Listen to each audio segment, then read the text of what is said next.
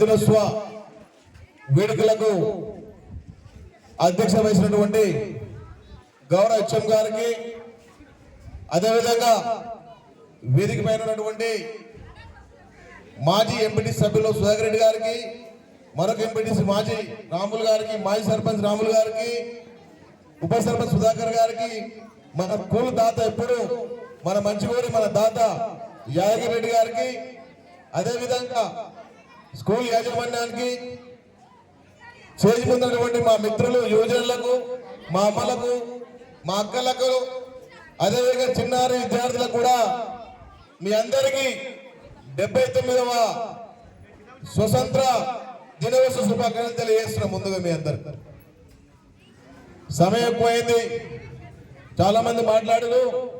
ఎప్పుడు చూసి నాకే లాస్ట్ ఇస్తారు, చాలాసేపు మాట్లాడతా అనుకుంటారేమో కానీ నాకే లాస్ట్ ఇస్తారు. మైకు బాధ ఏం లేదు. ముఖ్యంగా ఈరోజు వరుణదేవునికి థ్యాంక్స్ చెప్పుకోవాలి. అంటే వాణిదేవునికి థ్యాంక్స్ చెప్పుకోవాలి. ఇవాళ మనకు ఇంతసేపు ఇంత మాట్లాడుకునే కార్యక్రమాలు చేసుకున్నాం కాబట్టి ఆ వర్షం వరుణదేవుడు సహకరించినందుకు మన వేదిక నుంచి కూడా భగవంతుడు కూడా థ్యాంక్స్ చెప్తున్నాను. నేను ఇవాళ చెప్పాలా వద్దా? ఎందుకంటే వర్షం అసలు ఇవ్వలేకపోతున్నారు, అందరూ వెళ్ళిపోతుంది ఇలా. కాబట్టి ఇంత సహకరించినటువంటి వరుణదేవునికి థ్యాంక్స్ చెప్తున్నాను. చాలా మంది స్వతంత్రం గురించి చెప్తున్నారు, అన్ని చేస్తున్నారు. ఇలా స్వతంత్ర భారతదేశంలో అన్ని తెలుసు. 1947లో మన స్వతంత్రం వచ్చింది. బ్రిటిషర్స్ 200 పరిపాలన చేశారు. మొఘలాయలు వాళ్ళు 800 సంవత్సరాలు పరిపాలన చేశారు. నైజాం పరిపాలన చేశారు. ఇదంతా తెలుసు. కానీ తెలంగాణ ప్రాంతానికి ఎప్పుడు స్వతంత్రం వచ్చింది తెలుసా మీకు? ఏమ్మా డాన్సులే కాదు, జనలాంటి పెంచుకోవాలి కదా. తెలంగాణకు స్వతంత్రం వచ్చింది తెలుసా? చెప్పండి. తెలంగాణ ప్రాంతానికి రా, దేశంలో స్వతంత్రం అంటున్నా తెలంగాణ ప్రాంతం కాదు.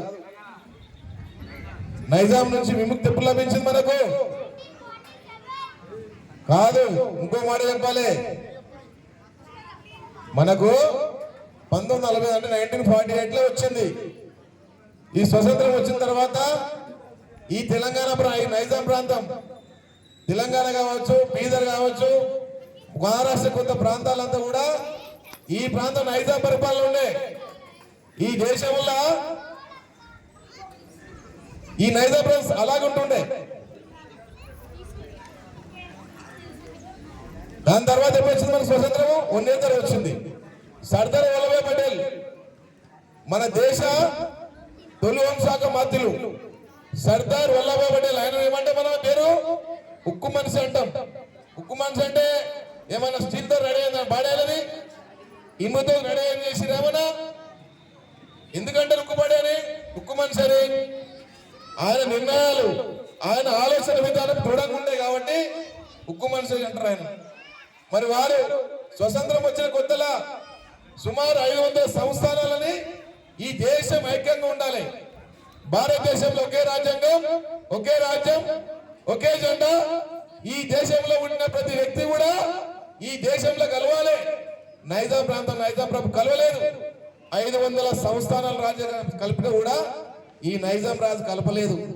అప్పుడు సర్దార్ వల్లభాయ్ పటేల్ ఏం చేసిండు బిడ్డ? అరే వినాలే, వల్లభాయ్ పటేల్ ఏం చేసిండు? స్వతంత్ర తెలంగాణ ప్రాంతానికి ఆపరేషన్ పూల ద్వారా సైనిక చర్య చేసి మరి ఆ రోజు నైజాం ప్రభు మెడల్ వంచి మనకు స్వతంత్రం ఇచ్చినటువంటి సర్దార్ వల్లభాయ్ పటేల్ తెలంగాణ జాతిపితనా కాదా? ఎరా అసలైన జాతిపిత తెలంగాణ ప్రాంతానికి, నైజాం ప్రాంతానికి సర్దార్ వల్లభాయ్ పటేల్. కానీ చరిత్ర అందరు జాతిపిత లేరు. కానీ ఆ మహానుభావుడు 500 సంస్థానం కలిపితే కూడా ఈ యొక్క ప్రాంతం, తెలంగాణ ప్రాంతం, నైజాం ప్రాంతం కలిపితే కూడా మరి ఎందుకు ఆ రోజు పేరు చేయలేదు? ఇప్పటికీ నాకు బాధ అనిపిస్తుంది.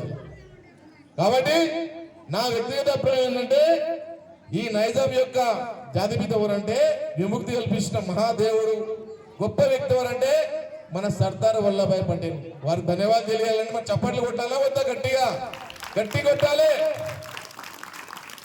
స్వతంత్రం 79 సంవత్సరాలు అయింది.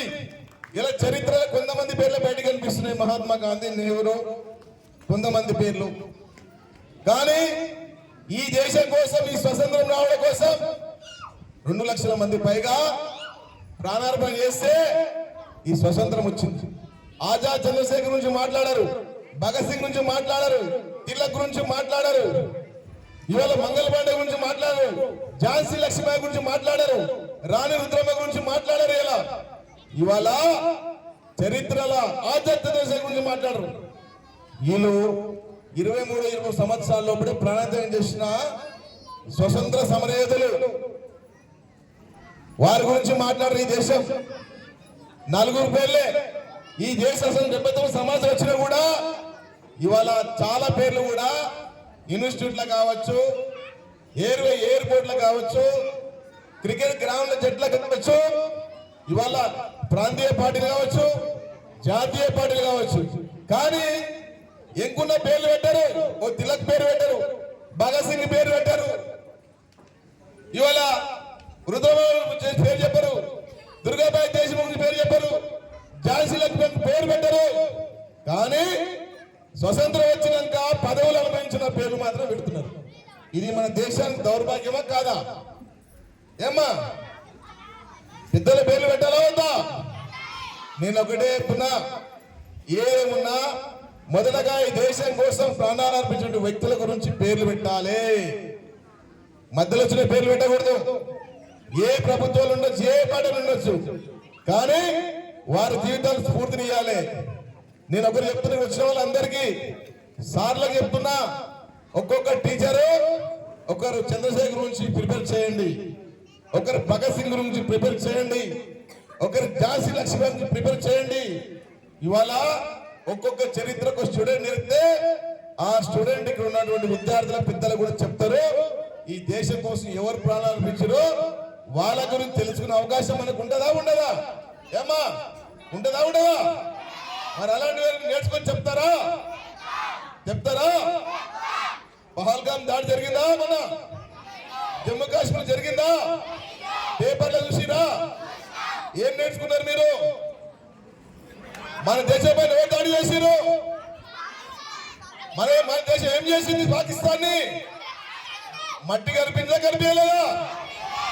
మరి మట్టి కరవాలా వద్దా? దేశం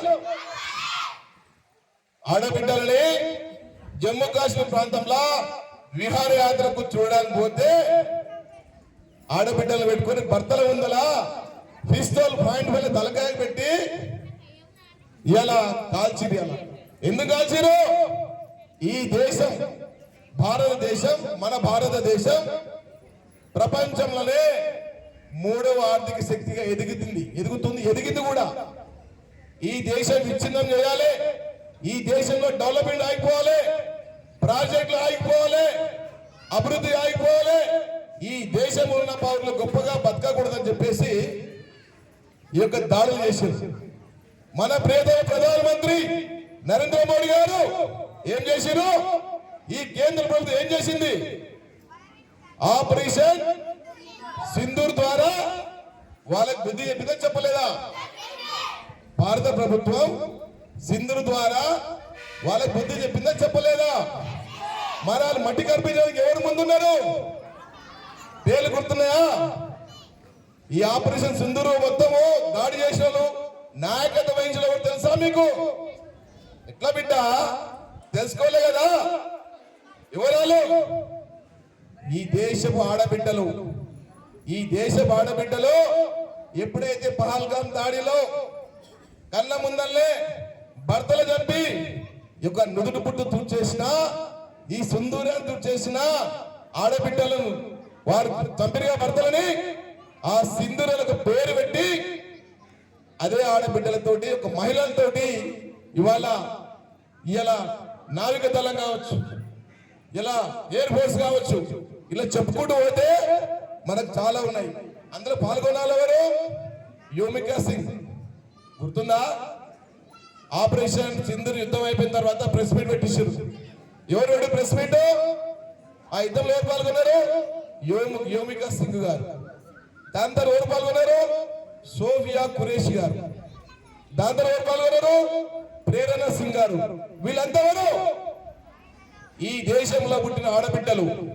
అరే పాకిస్తాన్ నా కొడకల్లారా, మా కళ్ళ ముందల మా సోదరుల తిలకం సింధూరు తెరిపేసిన మీ అందరికి కూడా మా ఆడబిడ్డలతోటే మీకు సమాధానం చెప్తాని వాళ్ళతోటే రాకెట్లు దాడి చేసి ఆ దేశంలో 9 ఉగ్రస్థావరం ధ్వంసం చేసిన వీర మహిళలు ఎవరు? మన భారత వీర మహిళలా కాదా? వారి ఆదేశం తీసుకుంటారా తీసుకోరా? మీరు కూడా అవుతారా? పైలట్ అవుతారా? మీరు కూడా ఆర్మీ అవుతారా? మీరు కూడా నౌకాదళపతి అవుతారా? మీరు ఇంజనీర్ అవుతారా? మీరు డాక్టర్స్ అవుతారా? కరెక్ట్ గా మీ తల్లిదండ్రుల పేరు నుంచి విద్యార్థులు అవుతారా? ఈ ఊరి పేరు నుంచి విద్యార్థులు అవుతారా? మీ భవిష్యత్తును మార్చుకునే విద్యార్థులు అవుతారా? ఈ దేశానికి మా సేవ చేస్తారా? ఇవన్నీ ఏం చేయాలి? ఏం చేయాలమ్మా? బిడ్డ చెప్పండి, నాన్న చెప్పండి, ఏం చేయాలి? ఏం చేయాలి? ఇట్లా చదువుకోవాలి, బాగా చదువుకోవాలి. చదువుకొని ఈ యొక్క చంద్రనాథ్ జడ్పీడీహెచ్ పాఠశాల పేరు ఇలా పెడతారా? ఇలా పెట్టరా? ఇలా పెడతారా? ఇలా పెట్టరా? ఏం చేయాలి? క్రమశిక్షణ ఉండాలా వద్దా? తల్లిల మాటలు వద్దా? ఉపాధ్యాయుల మాటలు వద్దా? మీకన్నా పెద్దవాళ్ళ మాటలు వద్దా? ఈ దేశం గురించి కొట్టేలా వద్దా? కాబట్టి దీనికి మూలం ఏందయ్యా అంటే చదువు చదువు చదువు చదువు. ఇవన్నీ రావాలంటే ఏం కావాలి? క్రమశిక్షణ క్రమశిక్షణ క్రమశిక్షణ కావాలా వద్దా? నెక్స్ట్ వచ్చేది, ఏ విద్యార్థి కూడా రేపు స్కూల్ వచ్చినప్పుడు తెలుగులో ఉపన్యాసం చేయండి. వేడుకలు వచ్చినప్పుడు ఒకరు ఇంగ్లీష్ చెప్పండి, ఒకరు హిందీలో చెప్పండి, ఒకరు సందేశం చేయండి. గవర్నమెంట్ స్కూల్లో నేను చేయనప్పుడు నాకు ఏం రాలేదు. ఇక్కడ 3rd క్లాస్ వరకు కూడా నాకు సబ్జెక్ట్ నిల్లు. నేను ప్రైవేట్ స్కూల్లో 3వ క్లాస్ 2వ క్లాస్ చదివచ్చిన. నేను పెద్దవంతుడు పడిదొంగలుండే. నేను అప్పట్లో పెద్ద ఆయనకు మా వాళ్ళు పడిదొలు వచ్చినాను. బాగా బయట వెళ్ళిపోతుండే, చెట్లకి పోతుండే, జామ చెట్లకు మాడి పనులకు పోతుండే. 3వ క్లాస్ వచ్చిన తర్వాత 4వ క్లాస్ చేసి 2వ క్లాస్ ఇంట్లోకి వచ్చిన తర్వాత నాకేం రాలే. కానీ నా పక్కనున్న నా ఫ్రెండ్స్ చూసి మా ఉపాధ్యాయుల నుంచి ప్రేరణ ఉంది. ఆటోమేటిక్ అల్ల కలిసిపోతే నాకు చదువు వచ్చింది. ఎవరితో కలిసిపోవాలి? మంచిగా క్రమశిక్షణ ఫ్రెండ్తో కలిసిపోవాలి, మంచిగా చదువు వచ్చే మిత్రులతో కలిసిపోవాలి. కలిసిపోతే ఏమైతే నువ్వేమవుతావు? నువ్వు కూడా వాళ్ళకి దారేద్దామా కావా? మనము తులసి మొక్క కలిస్తేనే తులసి మొక్క అవుతాం, గంజాయి మొక్కలు కలిస్తే గంజాయి మొక్క అయిపోతాం. కాబట్టి మీరు ఇప్పటి నుంచే ఒక మంచి మిత్రుని ఎన్నుకోండి, ఒక మంచి చదువుకున్న మిత్రుని ఎన్నుకోండి. కాబట్టి విద్యార్థులు మీ లక్ష్యాలు మీకు నచ్చిన, మీరు డాక్టర్ అయితే డాక్టర్ గా నేరా? అరే బాబు వినండిరా, మీకు డాక్టరేట్ చదవండి, ఇంజనీరింగ్ చదవండి, లేకపోతే ఒక యాక్టర్ చేయండి, సింగరే ప్రయత్నం చేయండి. నేను తల్లిదండ్రులు కూడా చెప్తున్నాను, విద్యార్థులకు ఏది ఉంటే స్కిల్స్, వాళ్ళ లోపల ఏ కళ సృజన ఉండదో అదే నేర్పించండి. వారిని ఇంజనీర్ కావాలని, డాక్టర్ కావాలి, వాళ్ళ లోపల ఏంటని గుర్తించండి. ఒక స్పోర్ట్స్ మ్యాన్ చేయండి, ఒక పొలిటీషియన్ చేయండి, ఒక ఇంజనీర్ చేయండి. వాళ్ళు నచ్చిన రంగాలను వాళ్ళకి ప్రతిభ ఇస్తే, ప్రోత్సహిస్తే 100% కూడా ముందుకు వస్తారు. తల్లిదండ్రులు కూడా వాళ్ళ విద్య కొనసాగించి కోరుతున్నా. స్కూల్ విషయానికి వస్తే సార్ వేదికపై నుంచి ఇంకొకసారి ఎవరు రారు. నేను ఒకటే చెప్తున్నా, ఈ స్కూల్ ఎట్లా బాగుపరచాలి, ఈ స్కూల్ ఎట్లా డెవలప్ చేయాలి, ఈ ఎట్లా స్ట్రెంత్ పెంచాలి ప్రయత్నాలు జరుగుతున్నాయి. ఇప్పటికీ గత 10 సంవత్సరాల నుంచి కూడా గవర్నమెంట్ పాఠశాల దుస్థితి ఏమైపోయింది? అస్తవ్యస్తమైపోయింది. ఇప్పుడిప్పుడే కుదురుకుంటుంది ఈ గవర్నమెంట్ పాఠశాలలు. ఈ పాఠశాలలు ఎదుర్కోవాలంటే ఇంట్లో చదువు వచ్చినోడు, చదువు రానోడు, చదువు ఉన్నోళ్ళు, చదువు లేనోళ్ళు కూడా ఉంటారు విద్యార్థులు. ఒక స్కూల్లో 30 మంది ఫస్ట్ క్లాస్ ఎవరు రాడు. 5 మంది స్టూడెంట్లు కూడా డల్గా ఉంటారు, కొంతమంది యావరేజ్గా ఉంటారు. నేను ఒకటే చెప్తున్నా, మీరు కూడా తల్లిదండ్రులు కూడా ఈ స్కూల్ ఏ మీటింగ్ పెట్టినా, పేరెంట్స్ మీటింగ్ పెట్టినా మీరు రండి, వచ్చి స్టాఫ్ రూమ్ లో డిస్కషన్ చేయండి. మీ లోపల మీ స్టూడెంట్ పిలిపించుకోండి, ముందరికి స్టాఫ్ రూమ్ లో పిలిపించుకోండి. సార్ మా వాడి చదువుతలేడు, ఎందుకు చదువుతలేడు? 2 సార్లు 3 సార్లు 3వ వాళ్ళు చెప్పితే అప్పుడు నేనే మైక్ తీసుకుంటా. తీసుకోవాలా వద్దా? ఇవాళ ఈ మైక్ ఎందుకు ఇచ్చిన? నేను 15,000 రూపాయలు పెట్టి రేపు మీరు మాట్లాడడానికి, నేను మాట్లాడడానికి, మీరు మాట్లాడడానికి, ఈ విద్యార్థులు మాట్లాడడానికి. రేపేమైనా క్విజ్ పోటీలు జరిగినా, మంచి ప్రోగ్రామ్స్ జరిగినా ఇవాళ ఈ మైక్ కూడా ఒక సాధనం ఉంటుంది. నా దాని డబ్బుల్లో నేను కాదు, నేను సంపాదించి 100 రూపాయలు సంపాదించి 30 రూపాయలు పబ్లిక్కి పెట్టి నా దాన్ని ఉండే పెట్టేస్తా. ఇలా స్కూల్ ఇస్తాం, ఇక్కడ చదువుకున్నా నా పిల్లలకి ఏమైనా చేయాలి, నా ఊరికి ఏమైనా చేయాలని ఉద్దేశంతో మీకు బహుకరించినాం. ఇక్కడ రేకుల షెడ్ వేయించారు, ఇక్కడ అమ్మవారి బొమ్మ పెట్టారు, మైక్ ఇప్పించారు, గేట్ ఇప్పించారు, కంప్యూటర్ ఇప్పించారు, వాటర్ ఫిల్టర్ ఇప్పించారు, మధ్యాహ్నం భోజనం ఇప్పించారు, తిన్న ప్లేట్లు ఇప్పించారు, మీకు డ్రెస్సులు ఇప్పించారు, ట్యాగ్ కార్డులు ఇప్పించారు. ఎందుకు ఇప్పించినా? మన పిల్లలు బాగుపడాలనే కదా, మీరు బాగుపడాలనే కదా. మరి మీ తల్లిదండ్రుల ఆశయాలు సాధిస్తారా సాధించరా? మీ పిల్లల కోసం మీరు మీటింగ్కి వస్తారా రారా? ఏమయ్య పిల్లలని మీరు అంటలేరు ఎవరు? మీ పేరెంట్స్ వస్తారా రారా? వస్తున్నారు. నరేష్ వస్తుండు, మహేష్ వస్తుండు, సాయిబాబు వస్తుండు, రమేష్ జీ వస్తుండు, చాలా వరకు శివాజీ బాబు వస్తుండు. వాళ్ళు ఎప్పుడూ స్కూల్లో కనిపిస్తారు నాకు. అంటే వాళ్ళకు చదివించుకునే డబ్బులు లేక కాదు, స్తోమత లేక కాదు. కానీ హైదరాబాద్ ₹1,00,000 అవుతాయి. నా ఊర్లోనే నా పిల్లలకి ఉద్యోగం చేసుకుంటున్నా, నేను చేసి చిన్న పనులైనా గవర్నమెంట్ స్కూల్ ఇన్ని ఫెసిలిటీస్ ఇస్తుంది కదా, ఎందుకు దాన్ని సద్వినియోగం చేసుకోకూడదు? చేసుకోవాలనే తెలుస్తుంది కదా. మన స్కూల్ బతకాలని చేస్తారు కదా, మన స్కూల్ మంచివాళ్ళని చేస్తారు కదా.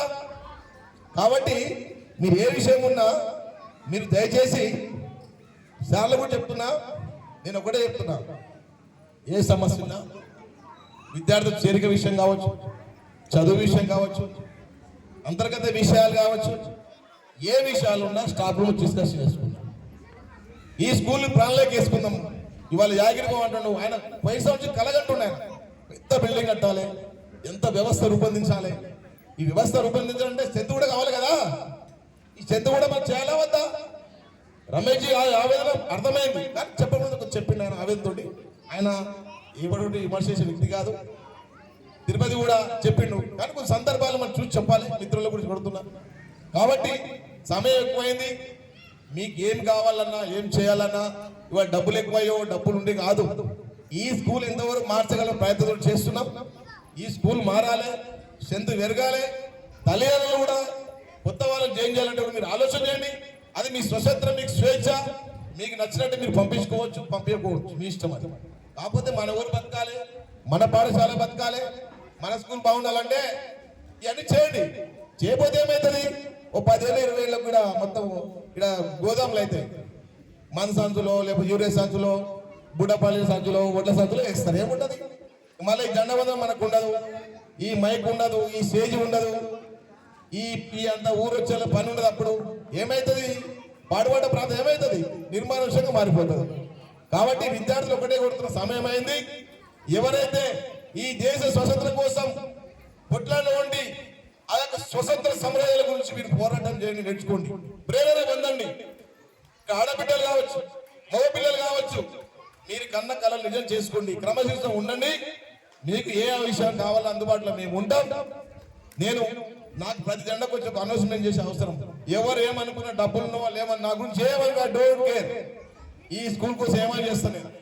వచ్చే సంవత్సరం కూడా మాట్లాడుకోవడానికి ఒక స్టేజ్ మైక్ కూడా మీకు ఏర్పాటు చేస్తా. ఇస్మాయిల్ భాయ్ అన్నగారికి మీరు కూడా అందరు నిల్చొని మాట్లాడతారు కదా, ఒక వేదిక కూడా ఉండాలి. వెల్జాల్ స్కూల్ ఉంది, ఒక మైక్ పెట్టుకొని ఒక స్టేజ్ లాగా ఉండాలి, ఒక పీటీ లాగా ఉండాలి కదా, అది కూడా మీకు అరేంజ్ చేస్తా. మరి ఏమున్నా నాకు చెప్పండి, మా మిత్రులు చెప్పండి. మరి ముఖ్యంగా రీసెంట్ కూడా రాయశెట్టి కుమార్ గారు కూడా వారు రాజశేఖర్ కుమార్ గారు వారు కూడా ఇచ్చారు, రాయగిరిబాబు ఇచ్చారు. వీళ్ళందరూ కూడా నేను నిన్నమన దాదరిచిన పేరు ధన్యవాదాలు తెలియజేస్తున్నా. నాకు దయచేసి మైక్ కూడా ఇద్దరు మాట్లాడతారు, నెక్స్ట్ చేయండి అన్న, నాకు ఇబ్బంది అవుతుంది, నాకు మాట్లాడడానికి టైం సరిపోతలేదు. చెప్పాలని కదా, వదలాలని కాదు, నేను మా మనసులో మాట పంచుకోవాలని వచ్చిన. మీ అందరూ కూడా మంచి భవిష్యత్తు ఉండాలని, స్కూల్ బాగుపడాలని కోరుకుంటూ, భారత్ మాతా కీ జై బోలో, భారత్ మాతా కీ, మహాత్మా గాంధీ కి, సర్దార్ వల్లభాయ్ పటేల్ కి, ఝాన్సీ రాణి కి, రుద్రమ్మ దేవి కి, ప్రొఫెసర్ జయశంకర్ సార్ కి, చాగ లైలమ్మ కి, భారత్ మాతా కి. ధన్యవాదాలు. Thank you. Thank you sir. Next Chandana and team dance Gopala